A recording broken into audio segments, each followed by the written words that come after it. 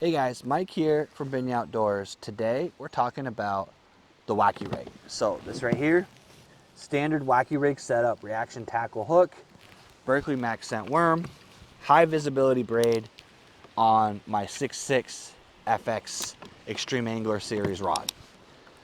That's my setup, and what we're talking about though today is actually doing nothing. And that sounds really weird to a technique video to tell you to do nothing, but I honestly think a lot of guys, when they fish finesse, they do too much.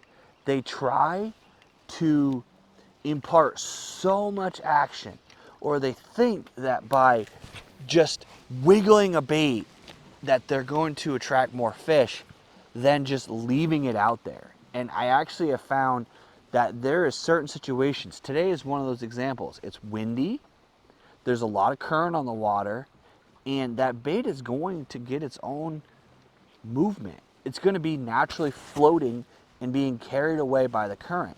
And that actually, in my opinion, is a better, more natural looking action than anything you can do with a rod or a reel. So a lot of the times, and that's why I use the Hi-Vis line, I just throw my finesse baits out on slack line and I leave them out there. And I leave them out there and I leave them out there. And honestly, sometimes I leave them out there so long that I get annoyed and then I have to pull it back in. But I do notice that the more I leave a bait in an area and the longer I leave it there, I will sometimes pick up a big fish, or I will suddenly find a school of fish. Or I think sometimes I actually draw them in because they're so curious of a species of, like, they see something fall and they go look at it. If you start shaking that thing around, it may spook them.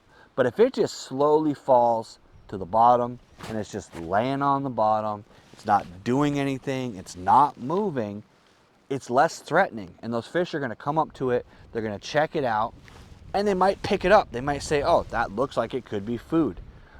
It also helps when you're using like a max scent worm, for example, or power bait worm. That scent on it, they're gonna get close to it and then they're gonna smell that max scent, they're gonna smell that power bait, and they're gonna start to believe that it's real and pick it up and eat it.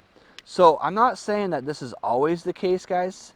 What I'm saying is, in some situations, if you're fishing a finesse bait and you're not having a ton of success with it, try dead sticking. Try casting, leave your bail open, let that thing sink, and just leave it alone. It's kind of like old school bobber and worm fishing. You wait until the fish bites, you don't try to make the fish bite, and sometimes that will turn into a way more effective technique.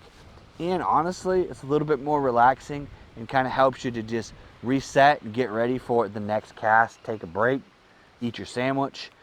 Sometimes I'll even cast out a Wacky rig and just eat my lunch and just leave it out there.